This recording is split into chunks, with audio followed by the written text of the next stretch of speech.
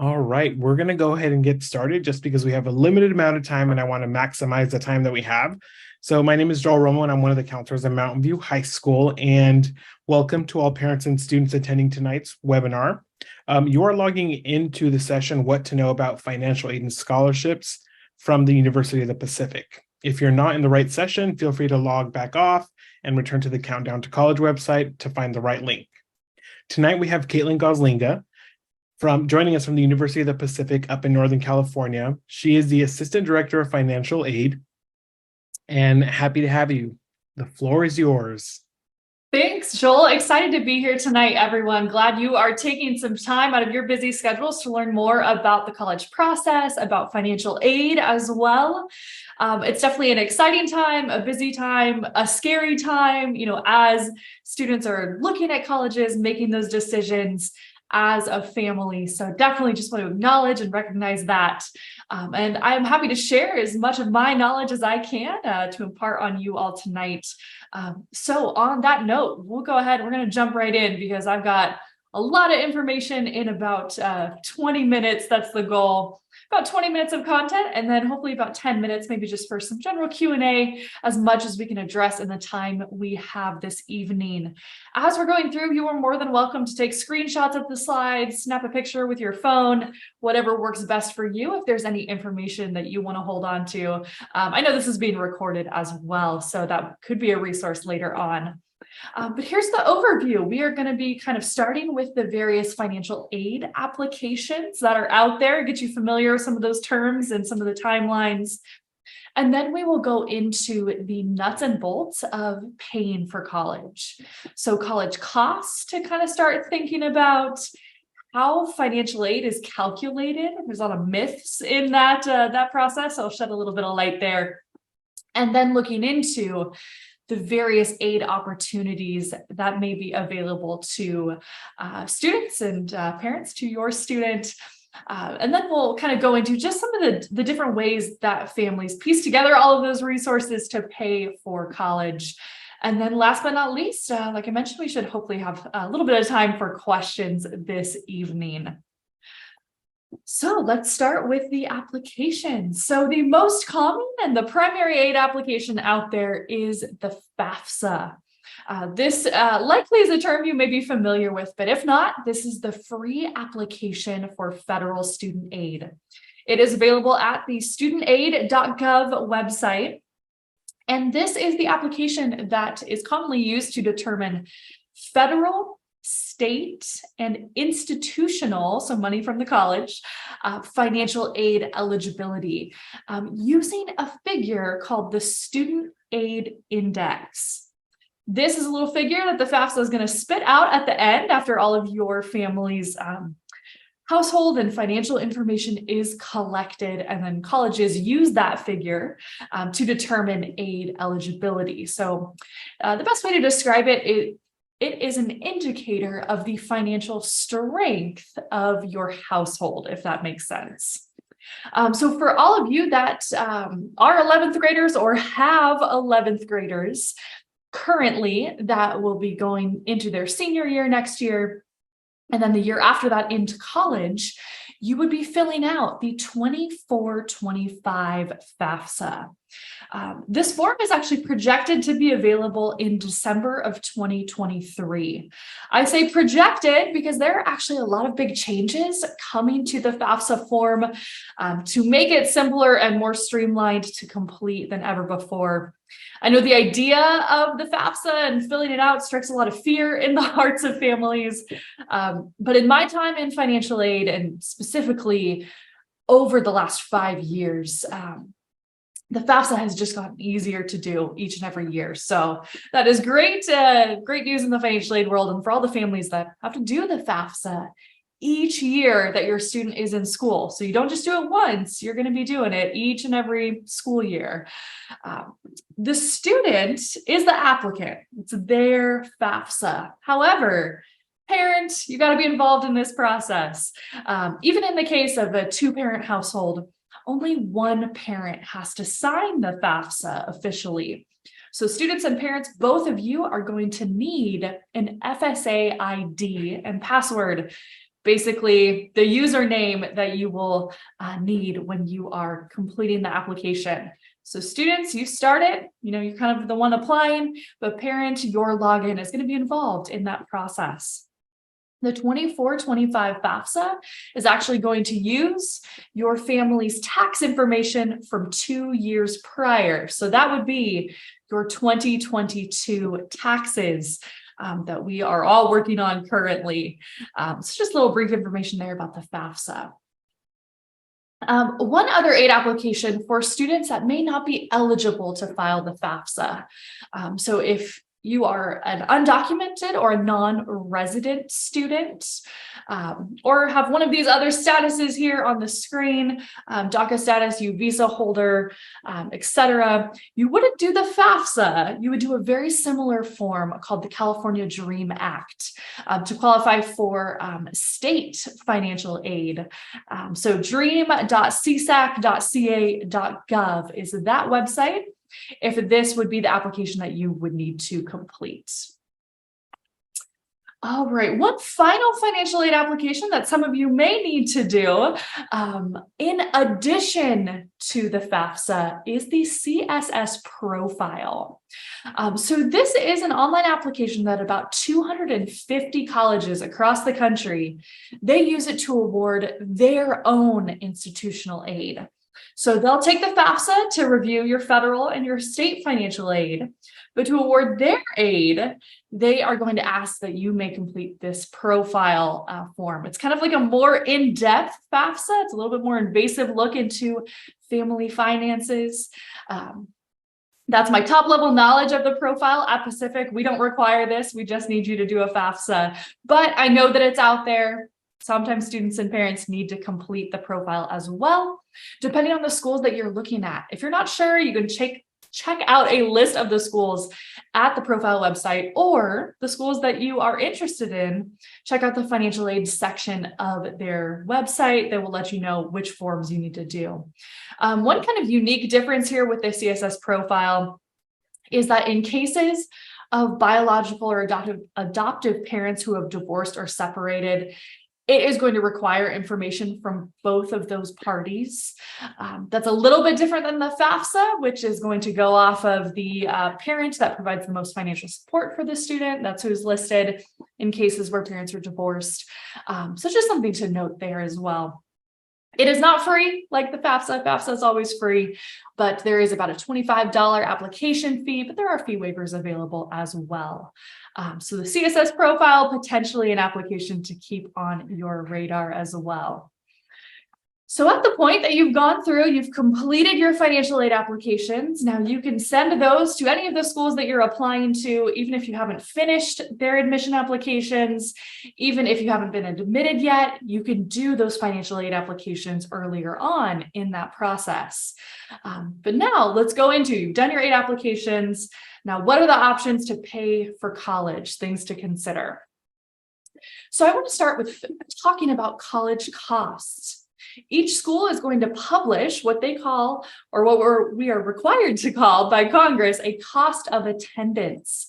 Now, this is an estimate for expenses that a student will see for 1 year at that college. Now, each school is going to have their own cost of attendance. Even schools that may have really similar tuition costs, like a CSU or a UC, those costs are going to vary school to school. Each institution will have its own set of fees. Obviously, living expenses are going to differ. The cost of living in Fresno is very different from the cost of living in Los Angeles, for example. Now, schools will have kind of two categories of costs. This is kind of how I like to illustrate them. There are direct costs and there are indirect costs. Now, direct costs are things that you are going to see on a bill from that college. These are things that have to be paid, whether it be by financial aid, other resources, etc.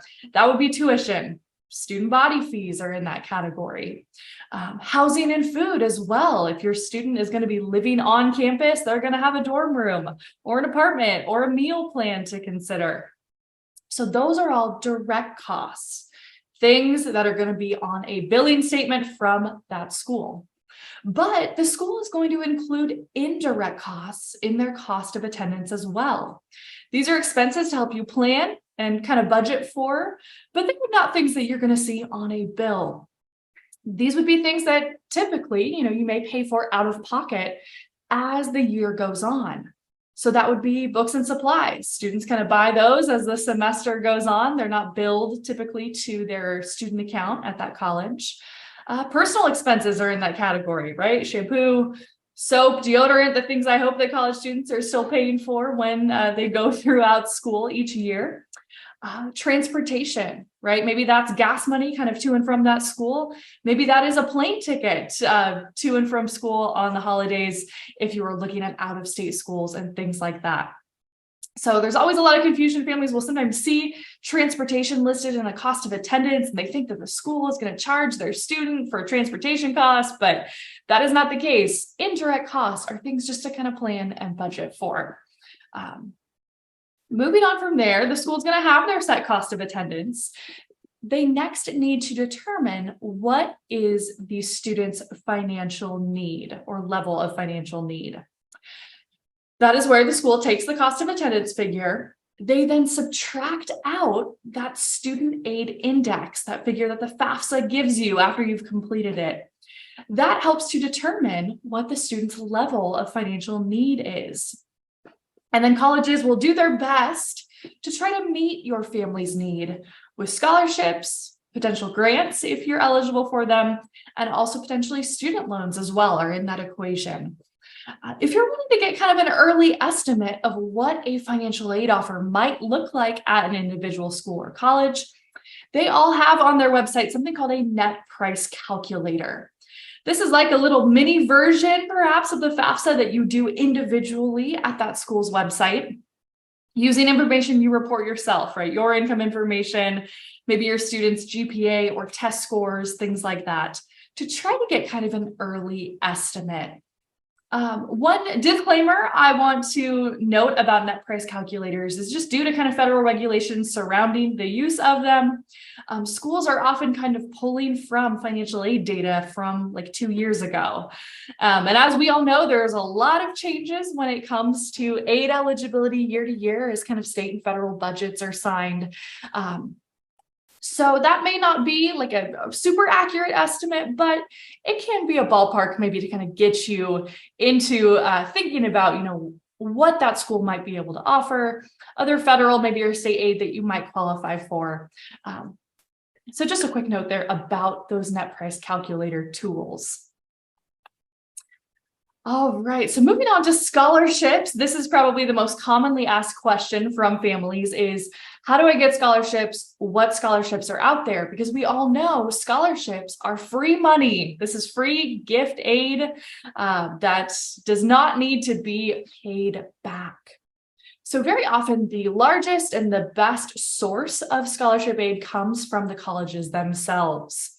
So that would be sometimes referred to as a merit scholarship, an academic scholarship, perhaps a performance scholarship. They all have different names they're referred to sometimes.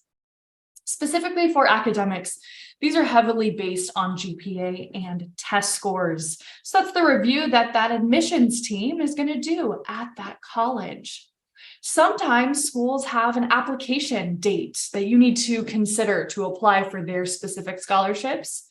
Other schools might automatically consider you for them. So for example, at Pacific, we are in that automatic category. Our students don't need to do any extra scholarship application. Just by applying to Pacific, we're automatically going to consider you for a variety of our scholarships that range anywhere from $10,000 to $30,000 to help go toward, tuition costs here with us.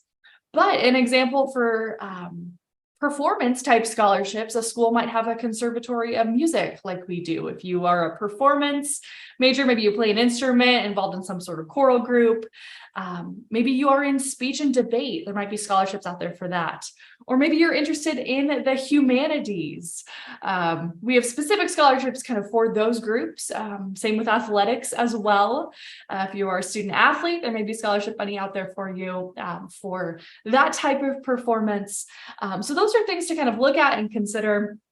Definitely read those financial aid websites to see what that school might be able to offer you. The other type of scholarships that are out there are outside or private scholarships. So this definitely is probably a slide you might want to screenshot to save for the future.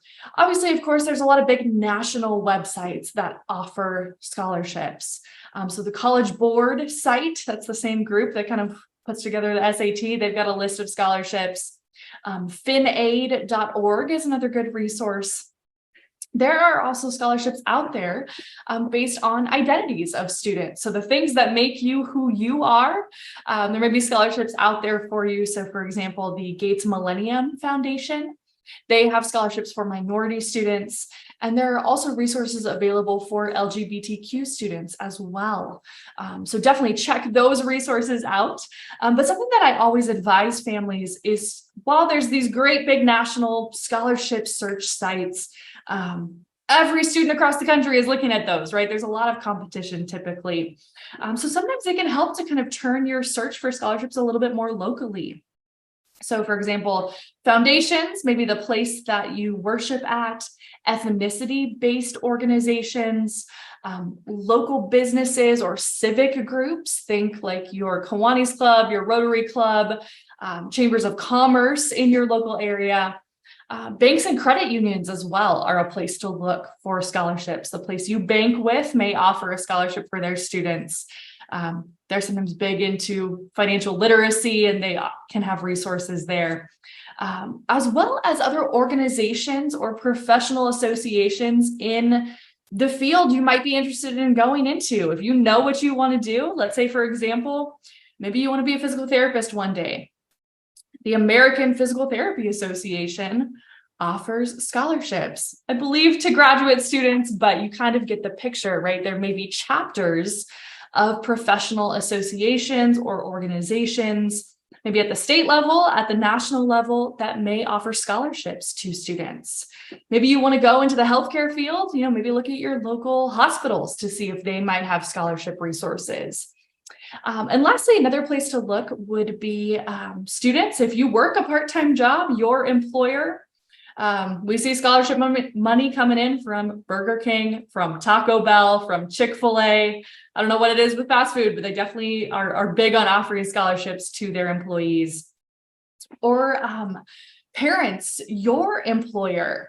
Maybe this is a benefit you haven't really thought of or looked into because maybe this is your first kid going to college, but take a look at that benefits handbook that maybe you haven't checked out in a while. There may be scholarships for dependents of yourself at your place of employment. Organizations, they like to give their money to high school students. I don't know why that is, but it can be a lot more difficult to get scholarships from these outside organizations once you get to college. So just keep that in mind. And now is the time to be looking for these and be applying for them as you kind of are going to be starting senior year. Definitely be on the lookout for these additional funds. All right, moving on from there would be grants. Now, grants are based on financial need. So this is a review of the FAFSA. At the federal level, there's the Pell Grant. At the state level, there is the Cal Grant.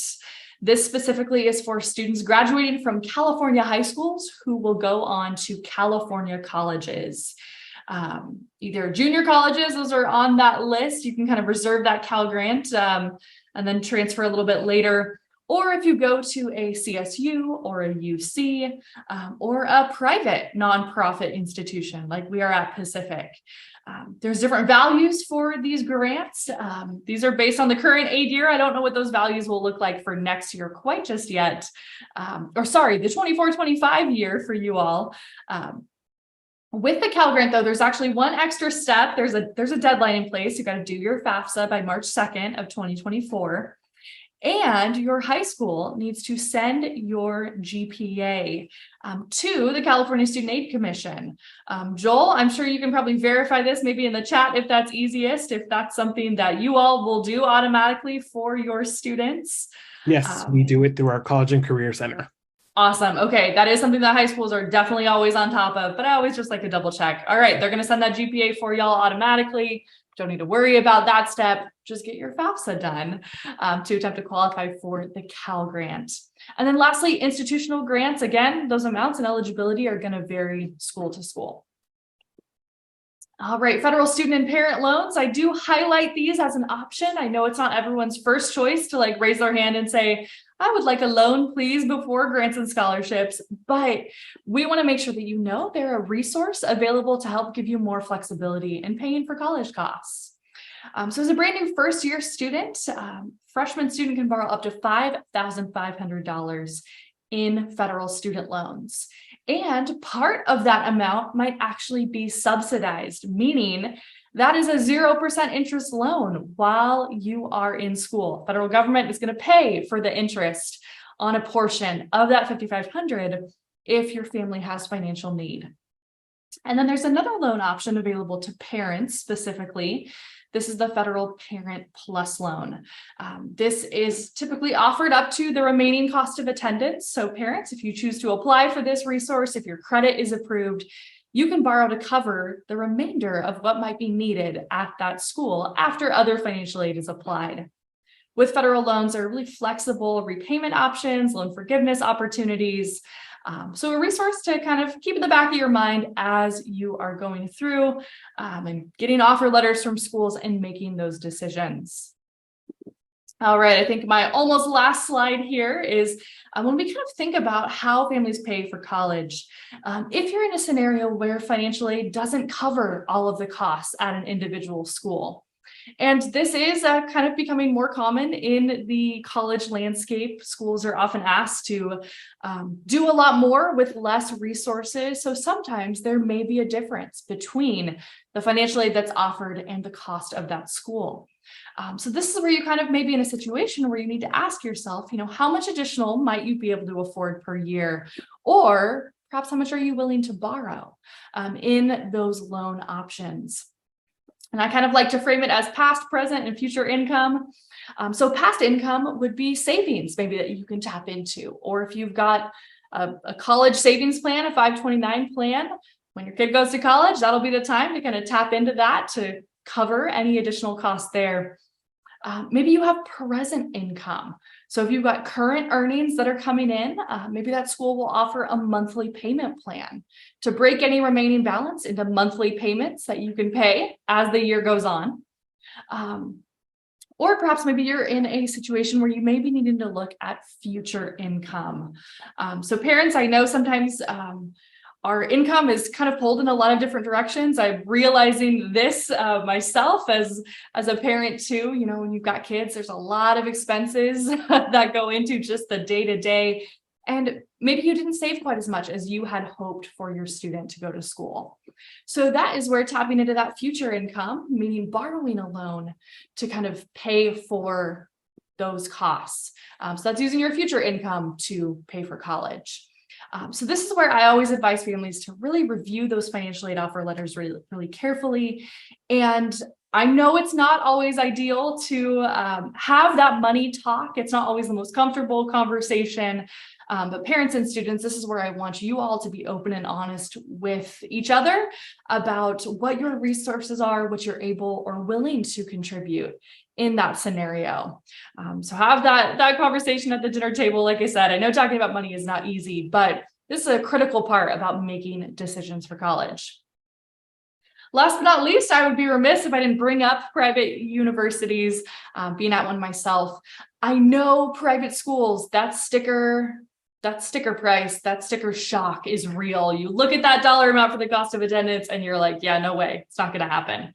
But very often that number is not what our families actually pay after all of those aid resources are counted in. And sometimes those costs can be comparable to a state or a UC school. Especially if you are in maybe a major that's impacted. Sometimes private schools can offer a 4-year guarantee, or at that state or UC, you might be there for 5 years, maybe more than what you had planned. So there's some opportunity costs to take into account there. So think about it, right, as you're kind of going through this application process. All right, Joel, I think we have a couple minutes left for questions. I know it was a lot of information all at once. Yeah, we have a couple minutes, so feel free to share them in the chat if you'd like, and we'll stick around and answer those.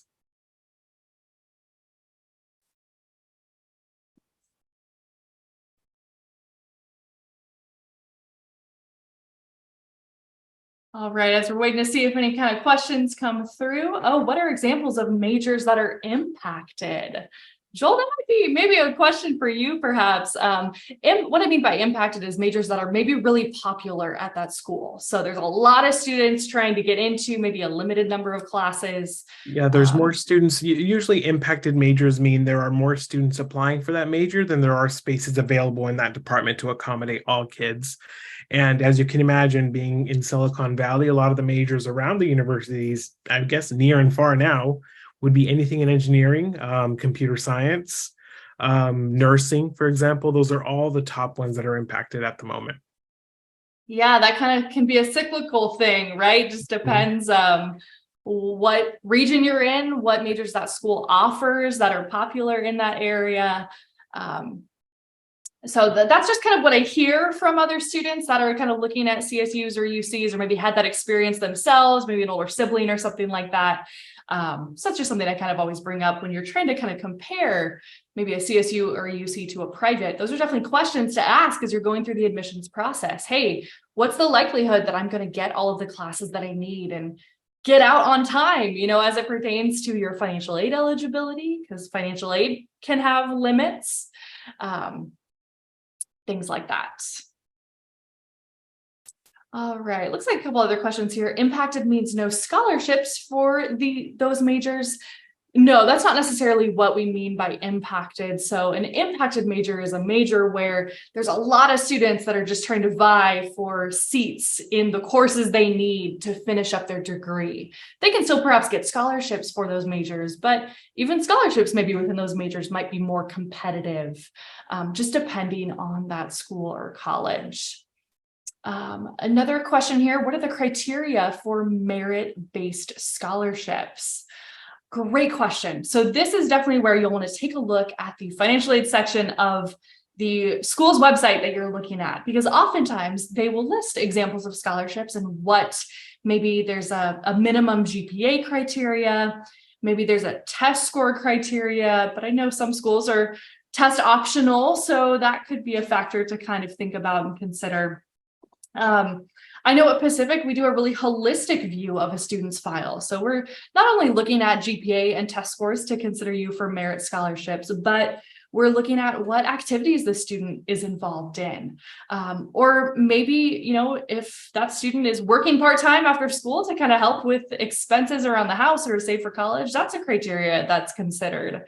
Or were you a student athlete? Were you involved in other leadership opportunities, volunteer work? So those are all things that schools might consider when they're looking at merit scholarships. But in my experience, typically kind of what is most heavily weighted is what is a student's GPA.